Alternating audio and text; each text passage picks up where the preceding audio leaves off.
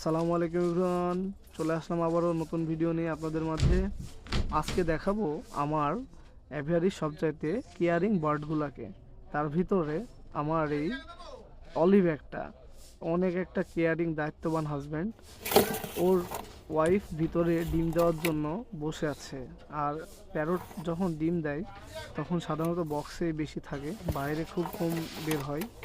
এবং মেলটা মেলটা বাইরে ওকে ফিডিং করানোর জন্য বসে আছে।